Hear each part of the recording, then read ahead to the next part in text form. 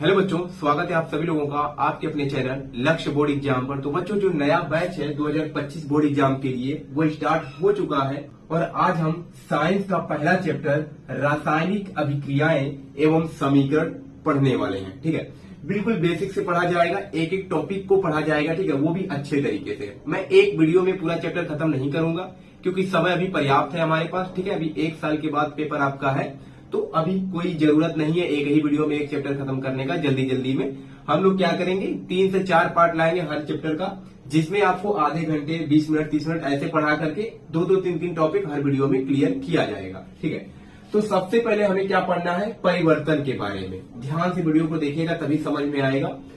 तो परिवर्तन के बारे में हमें सबसे पहले इस चैप्टर में पढ़ना है। ये टॉपिक इंपॉर्टेंट नहीं है, लेकिन आप शुरू से पढ़ रहे हैं तो आपको जानना होगा कि परिवर्तन होता क्या है।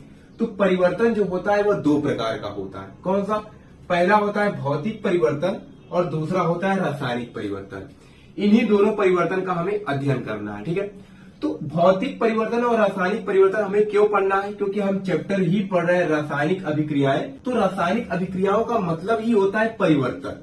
मतलब इधर कुछ रहेगा उससे उधर कुछ बनेगा। तो क्या हो रहा है, इनमें परिवर्तन हो रहा है। ठीक है, तो इसीलिए हमें परिवर्तन के बारे में पता होना चाहिए। तो सबसे पहला हेडिंग है भौतिक परिवर्तन, और ऐसे ही आपको उतारना है। आप जो भी अपना नोट्स बनाएंगे ऐसे ही आपको लिखना है। मैं एक एक टॉपिक वाइज आपको बताऊंगा, ऐसा नहीं कि बीच का कोई पार्ट छोड़ दूंगा, सब कुछ आपको बताया जाएगा। तो भौतिक परिवर्तन क्या होता है? तो लिखा गया है कि ऐसे परिवर्तन जो पदार्थ की भौतिक अवस्था, आकार एवं भौतिक गुणों को परिवर्तित करते हैं, ऐसे परिवर्तन क्या कहलाते हैं? तो भौतिक परिवर्तन कहलाते हैं। तो भौतिक परिवर्तन का मतलब क्या होता है बच्चों? जिसके आकार में परिवर्तन होता है। ठीक है, आकार हो गया, आकृति हो गया, अगर उसमें परिवर्तन हो रहा है तो उसे ही हम कहते हैं भौतिक परिवर्तन। उदाहरण में देखिए क्या लिखना है, जैसे में आपको लिखना है बर्फ का गलना। ठीक है, बर्फ पहले ठोस रहता है, वो अगर गल जाएगा तो उसका आकार क्या होगा, बदल जाएगा। ठीक है, तो वही लिखा गया बर्फ का गलना। जल का जमना, जल जैसे कुछ और आकार है, अगर वो जम जाएगा तो उसका आकार और हो सकता है, तो जल का जमना हो गया। जल का वाष्पीकरण, जल जैसे है वाष्पीकरण, यानी कि उसका आकार बदल जाएगा। ठीक है, तो ये सब किसके उदाहरण है? भौतिक परिवर्तन के। अभी मैं आपको बताऊंगा कैसे आप पहचानेंगे कि कौन भौतिक परिवर्तन किसमें हो रहा है, किसमें रासायनिक परिवर्तन हो रहा है। सबसे पहले डिफिनीशन देख ले रहे हैं कि कैसे हमें लिखना है, क्या डिफिनीशन में हमें लिख करके आना है। ठीक है, रासायनिक परिवर्तन क्या होता है? तो ऐसे परिवर्तन जो पदार्थ के रासायनिक संगठन एवं गुणों को भी परिवर्तित कर देते हैं, ऐसे परिवर्तन को क्या कहते हैं? रासायनिक परिवर्तन कहते हैं या रासायनिक परिवर्तन कहलाते हैं। जैसे दूध का फटना, जंग का लगना, दहन आदि। दहन का मतलब कोई चीज जल जाती है, उसी को लिखा गया है दहन। अब मैं आपको बता देता हूं, अभी आपको थोड़ा समझ में नहीं आया होगा, लग रहा होगा कि आखिर ये दोनों तो एक ही लग रहा है, दूध का फटना बर्फ का गलना। तो हम कैसे पहचानेंगे कि किसमें भौतिक परिवर्तन हो रहा है और किसमें रासायनिक परिवर्तन हो रहा है? क्योंकि एमसीक्यू क्वेश्चन पूछा जा रहा है, पैटर्न आपका चेंज हो चुका है, 20 नंबर का एमसीक्यू क्वेश्चन पूछा जाता है। तो कोई एक उदाहरण देकर के पूछ सकता है कि बताइए इसमें कौन सा परिवर्तन हो रहा है, तो आपको बताना पड़ेगा। तो देखिए, भौतिक परिवर्तन और रासायनिक परिवर्तन में अंतर क्या होता है? सबसे पहला अंतर होता है कि भौतिक परिवर्तन जिसमें भी होगा, अगर परिवर्तन हो रहा है तो जो परिवर्तन होता है उसे पुनः हम प्रारंभिक अवस्था में वापस ला सकते हैं। ठीक है, किसी पदार्थ का अगर परिवर्तन हो रहा है तो जो परिवर्तन होने के बाद जो जिस रूप में वो प्राप्त होता है उसे हम पुनः उस पदार्थ के रूप में यानी प्रारंभिक अवस्था में वापस ला सकते हैं। लेकिन रासायनिक परिवर्तन में उसको वापस नहीं ला सकते। अब यहाँ पर उदाहरण में ही मैंने यहाँ पर लिख दिया है दोनों। देखिए, बर्फ का गलना और जल का जमना। बर्फ से हम जल प्राप्त कर सकते हैं और जल से पुनः हम बर्फ प्राप्त कर सकते हैं, यानी उसको प्रारंभिक अवस्था में वापस ला सकते हैं। तो ये क्या कहलाएंगे? भौतिक परिवर्तन कहलाएंगे। और रासायनिक परिवर्तन में क्या होगा? इन्हें हम पुनः प्रारंभिक अवस्था में वापस नहीं ला सकते। जैसे दूध का फटना, अगर दूध फट जाएगा तो क्या फटे हुए दूध को आप पुनः दूध बना सकते हैं? कभी नहीं, ऐसा हो सकता है ना। तो इसीलिए ये हो जाएगा रासायनिक परिवर्तन। तो दोनों में यही अंतर है, इसको हम प्रारंभिक अवस्था में वापस ला सकते हैं लेकिन इसको प्रारंभिक अवस्था में वापस नहीं ला सकते। दूसरा अंतर क्या होता है? इससे जो चीज बनती है यानी जो परिवर्तन होने के बाद पदार्थ मिलता है वो अस्थायी होता है, स्थायी नहीं होता है। ठीक है, अस्थायी होता है क्योंकि हम उसे पुनः प्रारंभिक अवस्था में वापस ला सकते हैं। लेकिन इसमें क्या होता है रासायनिक परिवर्तन में कि इसमें अगर कोई प्रारंभिक पदार्थ से कोई परिवर्तन हो रहा है तो वह स्थायी अवस्था में हो जाता है। जैसे अगर दूध फट जाएगा तो फटे हुए दूध को हम पुनः किसी और चीज में बदल नहीं सकते, पुनः हम उसे दूध नहीं बना सकते। उसी प्रकार जंग का लगना, अगर किसी चीज में जंग लग जाएगा तो पुनः लोहा नहीं बनेगा, उसको हम क्या करेंगे, पेंट करेंगे, मतलब कुछ उपाय करेंगे, पुनः उसको हम प्राप्त नहीं कर पाएंगे। दहन, दहन का मतलब किसी चीज को जलाना, जैसे आप कागज ले लेते हैं, अगर उसको जलाएंगे तो जो राख मिलेगा उसको पुनः हम कागज थोड़ी बना पाएंगे। ठीक है, तो वही लिखा गया है कि यह स्थायी होता है और यह अस्थायी होता है। तो अब आपको समझ में आ गया होगा कि भौतिक परिवर्तन और रासायनिक परिवर्तन में अंतर क्या होता है और कैसे आप पहचानेंगे कि किस पदार्थ में भौतिक परिवर्तन हो रहा है और किस पदार्थ में रासायनिक परिवर्तन हो रहा है। ठीक है, तो यही डिफिनीशन आपको अपने नोट्स कॉपी में बना लेना है और ऐसे ही आपको लिखना है, कुछ भी अंतर नहीं करना है। ठीक है, अगर मान लो पेपर में आ जाता है कि भौतिक परिवर्तन किसे कहते हैं तो आपको इतना लिखना है, इतना लिख देंगे तो जितने अंक का क्वेश्चन पूछा जाएगा उतना अंक आपको दे दिया जाएगा। ठीक है, तो ऐसे परिवर्तन जो पदार्थ की भौतिक अवस्था, आकार एवं भौतिक गुणों को परिवर्तित करते हैं भौतिक परिवर्तन कहलाते हैं। जैसे बर्फ का गलना हो गया, जल का जमना हो गया, दोनों अपोजिट है। बर्फ गलेगा तो जल बनेगा, फिर जल जमेगा तो बर्फ बनेगा। ठीक है, रासायनिक परिवर्तन में वही, इसमें रासायनिक संगठन एवं गुणों को भी परिवर्तित कर देते हैं, जैसे दूध का फटना, जंग का लगना, दहन इत्यादि। तो ये सब रासायनिक परिवर्तन के अंतर्गत आते हैं। तो यही परिवर्तन हमें पढ़ना था, भौतिक परिवर्तन और रासायनिक परिवर्तन। तो जल्दी से इसका स्क्रीनशॉट ले लीजिए, तब हम आगे बढ़ते हैं। तो बच्चों, अगला जो हमारा टॉपिक है वह है रासायनिक अभिक्रिया। यहाँ से आपका मेन जो चैप्टर है वह स्टार्ट हो रहा है, क्योंकि पेपर में जो पूछा जाता है अधिकतर यहीं से पूछा जाता है। ठीक है, लेकिन जो मैंने पीछे आपको पढ़ाया है वो भी आपका क्लियर होना चाहिए, तैयार होना चाहिए, क्योंकि एमसीक्यू में वहां से भी एक दो क्वेश्चन रिपीट हो जाते हैं। ठीक है, तो अब हमें पढ़ना है रासायनिक अभिक्रिया, जो कि चैप्टर का ही नाम है, रासायनिक अभिक्रियाएं एवं समीकरण। तो रासायनिक अभिक्रिया होता क्या है? ठीक है, तो यहां पर लिखा गया है कि जब एक या एक से अधिक पदार्थ, ठीक है, जब एक या एक से अधिक पदार्थ आपस में क्रिया करके भिन्न भिन्न गुणधर्मों वाले नए पदार्थ बनाते हैं तो यह घटना जो है रासायनिक अभिक्रिया कहलाती है। जैसे कोई हमारे पास पदार्थ है, अगर वह अभिक्रिया करके किसी अन्य पदार्थ के साथ या किसी के भी साथ अगर नया पदार्थ बनाती है तो वो जो क्रियाएं होती है, जो घटनाएं घटित होती हैं, उसे ही क्या कहा जाता है? रासायनिक अभिक्रिया कहा जाता है। ठीक है, जैसे में यहाँ पर एक उदाहरण लिखा गया है कि 2Mg + O2 gives 2MgO। मतलब जब 2Mg, यहाँ पर जो 2 लगा हुआ है इसका रीजन मैं आपको आगे बताऊंगा जब संतुलित समीकरण करना होगा, यानी जब अगला टॉपिक आएगा कि रासायनिक समीकरण को संतुलित कैसे किया जाता है, वहां पर मैं आपको बता दूंगा कि यहाँ पर 2 कैसे आया है। यहाँ पर बस समझिए कि यहाँ पर 2 वही संतुलित करने के लिए लिखा गया है। यहाँ पर Mg है, यहाँ पर O2 है। Mg का मतलब मैग्नीशियम होता है, O2 का मतलब ऑक्सीजन। तो जब मैग्नीशियम की अभिक्रिया ऑक्सीजन के साथ कराई जाती है या इसका दहन किया जाता है, दहन का मतलब क्या? उसमें ऑक्सीजन होता है। तो जो मैग्नीशियम का दहन किया जाता है तो हमें मैग्नीशियम ऑक्साइड प्राप्त होता है, यानी MgO। तो ये जो घटना घटित होता है, यानी जो क्रियाएं होती हैं, इसे ही हम क्या कहते हैं? रासायनिक अभिक्रिया कहते हैं। ठीक है, तो Mg + O2 gives MgO। तो यही हमारा रासायनिक अभिक्रिया कहलाता है। ठीक है, यहाँ पर एक लाइन और लिखा गया है नोट पॉइंट में, जैसे मैं यहाँ पर लिखा हूं सेम आपको ऐसे ही नोट्स कॉपी में उतारना है। ठीक है, और कुछ अंतर नहीं करना है। रासायनिक अभिक्रिया में भाग लेने वाले पदार्थ अभिकारक, ये बहुत ज्यादा इंपॉर्टेंट टॉपिक है, हर बार पूछा जाता है ये क्वेश्चन, कहलाते हैं तथा अभिक्रिया के फलस्वरूप उत्पन्न पदार्थ जो है वो उत्पाद कहलाते हैं। ये आपको पता होना चाहिए, अभी इसको याद कर लो कि यहाँ पर जो भाग लेते हैं, ठीक है, जो रासायनिक अभिक्रिया में, ये क्या कहलाते हैं? तो अभिकारक कहलाते हैं। ठीक है, जो अभिक्रिया में भाग लेते हैं। जब इनके फलस्वरूप, यानी जब इनकी क्रियाएं होती हैं, अभिक्रियाएं होती हैं, तो जो मिलता है, जो पदार्थ प्राप्त होता है, इसे हम क्या कहते हैं? तो इसे हम उत्पाद कहते हैं। ठीक है, इस बार भी शायद किसी सेट में क्वेश्चन पूछा था कि रासायनिक अभिक्रिया में भाग लेने वाले पदार्थों को क्या कहते हैं? तो अभिकारक कहते हैं, और जो उनके फलस्वरूप उत्पन्न पदार्थ होता है वो उत्पाद कहलाता है। ठीक है, तो ये दोनों आपको शब्द पता होना चाहिए, इसका मतलब क्या होता है। बाकी कहीं कहीं पर दिया भी रहता है कि ये अभिकारक लिया गया, इससे ये उत्पाद बना है, तो आप वहां पर कंफ्यूजन में हो जाएंगे कि यह अभिकारक और उत्पाद होता क्या है।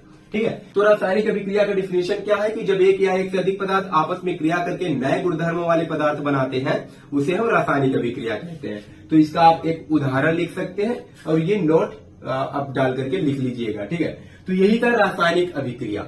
अगला टॉपिक है कि रासायनिक अभिक्रिया को कैसे पहचानेंगे। ठीक है, रासायनिक अभिक्रिया की पहचान हम कैसे करेंगे, तो यहां पर मैं लिख रहा हूं अगला टॉपिक, रासायनिक अभिक्रिया की पहचान।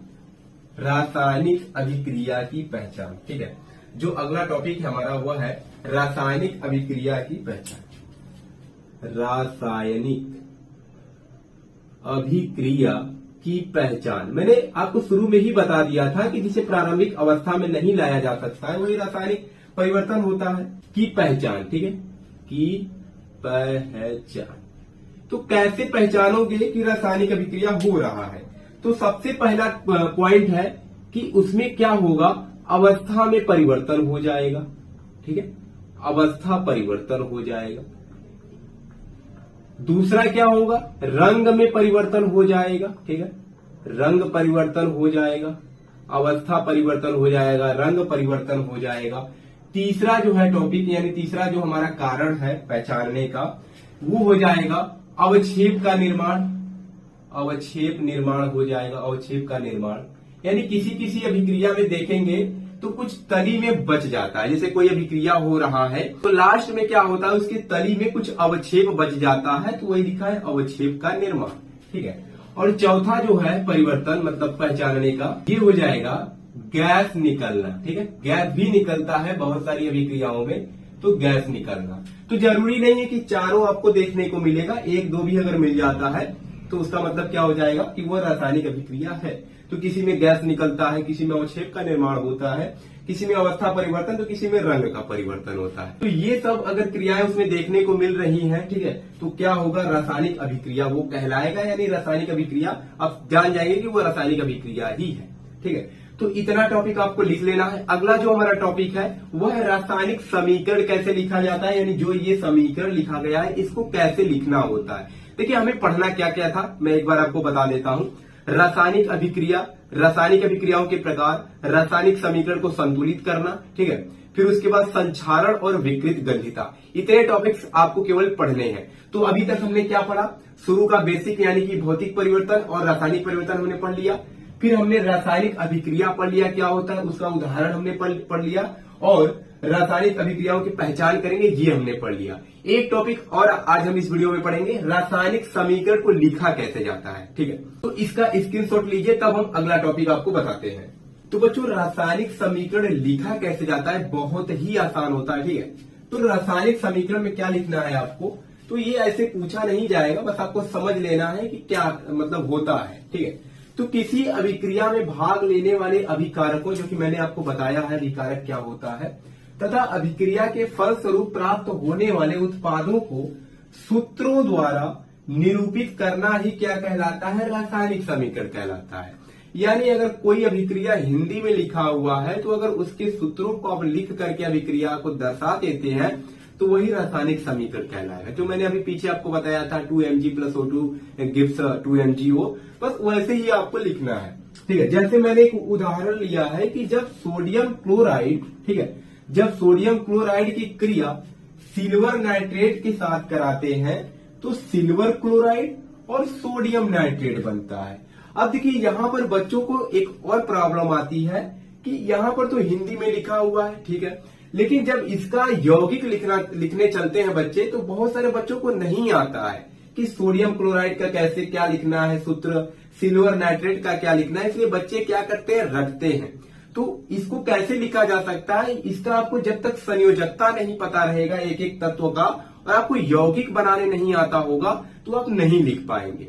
अब ये सब शायद आपने सीखा होगा, अगर आपने नहीं सीखा है, ज्यादातर बच्चे अगर ये सब नहीं जानते हैं तो आप एक बार कमेंट बॉक्स में कमेंट कर दीजिएगा, सर हमें यौगिक बनाने नहीं आता है, एक बार आप सिखा दीजिए। तो अगर ज्यादा बच्चों को प्रॉब्लम हो रही होगी तो मैं जरूर उस पर एक वीडियो लाऊंगा जिसमें मैं आपको बता दूंगा कि कैसे यौगिक बनाया जाता है। ठीक है, यहां पर भी मैं एक आपको बता करके दिखा देता हूं, शायद थोड़ा बहुत आपको समझ में आ जाएगा। जैसे दिया है सोडियम क्लोराइड, सोडियम का क्या होता है, Na होता है, क्लोराइड यानी Cl होता है। ठीक है, इसके पावर +1 होता है, इसके पावर -1 होता है। तो यहाँ पर 1 हो गया, यहाँ पर भी 1 हो गया। इनका क्या होता है, त्रियक गुणा कराते हैं, ठीक है, ऐसे। तो Na का मतलब इसका ये संयोजकता इसके पास चला आता है, और Cl का मतलब Na का जो संयोजकता होता है Cl के पास चला जाता है। तो क्या हो जाएगा, Na एक तो नहीं लिखना होता है, तो Na और Cl के क्या हो जाएगा 1, यानी Cl। तो इसको हम क्या लिखेंगे, केवल NaCl, क्योंकि दोनों की संयोजकता कितनी थी, एक ही थी। तो पहला सिल्वर क्लोराइड का फार्मूला बन गया, सॉरी सोडियम क्लोराइड का जो फार्मूला बन गया वो हो गया NaCl, की क्रिया सिल्वर नाइट्रेट के साथ कराते हैं। क्रिया कराना है मतलब इसको क्या करेंगे, जोड़ेंगे। सिल्वर नाइट्रेट, सिल्वर का आपको पता होना चाहिए क्या होता है, Ag होता है, ठीक है, और नाइट्रेट का होता है NO3। ये तो आपको याद ही करना पड़ेगा। Ag के पावर होता है +1, NO3 के पावर भी क्या होता है, -1 होता है। तो यहां पर भी 1, यहां पर भी 1, तो इसका भी त्रियक गुणा करेंगे तो क्या मिलेगा, AgNO3 ही मिलेगा, ठीक है, क्योंकि दोनों का 1 है। तो यहां पे हो जाएगा AgNO3। तो जब सोडियम क्लोराइड की अभिक्रिया सिल्वर नाइट्रेट के साथ कराते हैं तो फिर आपको ऐसे बना देना है। जब उत्पाद बोलेगा कि अब उत्पाद मिलेगा तो बीच में एरो का चिन्ह आपको बनाना है। तो सिल्वर क्लोराइड, सिल्वर यानी कि Ag, क्लोराइड यानी कि Cl। Ag के पावर भी +1, Cl के पावर -1 होता है, तो दोनों की संयोजकता एक ही है। तो क्या हो जाएगा, AgCl। अब प्लस में क्या मिल रहा है, सोडियम नाइट्रेट। सोडियम यानी Na के पावर भी +1 होता है और NO3 के पावर भी -1 होता है। तो यहां पर हो जाएगा NaNO3 यानी कि सोडियम नाइट्रेट। तो शायद आपको थोड़ा सा आ रहा होगा। अगर जो बच्चे जानते हैं उनको तो प्रॉब्लम नहीं हो रही होगी, अगर जिन्हें नहीं पता है थोड़ा सा उनको दिक्कत आ रहा होगा कि ये कैसे लिखा गया है, ठीक है। तो अगर समझ गए होंगे तो बहुत अच्छा है, अगर नहीं आया है तो फिर एक बार कमेंट कर दीजिएगा, मैं अच्छे से आपको एक दूसरा वीडियो ला करके बता दूंगा। तो यही होता है रासायनिक समीकरण, ठीक है, हिंदी में लिखा है, बस उसको सूत्रों को लिख देना है, वही हो जाएगा रासायनिक समीकरण। तो आज की इस वीडियो में बस इतना ही रहने देते हैं। बाकी जो इसका अगला टॉपिक है कि रासायनिक समीकरण को संतुलित कैसे करते हैं, जो कि बार बार पेपर में देता है और हर साल 4 नंबर का पूछा ही जाता है पेपर में। कल के वीडियो में रासायनिक समीकरण को संतुलित करना सीखेंगे। रासायनिक अभिक्रियाओं के प्रकार यानी जो प्रकार हमें पढ़ना है, जैसे संयोजन, वियोजन, विस्थापन, प्रतिस्थापन, सब कुछ सीखा जाएगा। तो आज की इस वीडियो में इतना ही रहने देते हैं, बाकी इसका रिवीजन कीजिए और जैसे मैंने आपको बताया ऐसे ही आपको अपने नोट्स कॉपी में लिख लेना है। तो इसका स्क्रीनशॉट ले लीजिए, ठीक है बच्चों। तो मिलते हैं नेक्स्ट वीडियो में, तब तक के लिए धन्यवाद। और पढ़ाई अब निरंतर कीजिए अगर आपको टॉप करना है।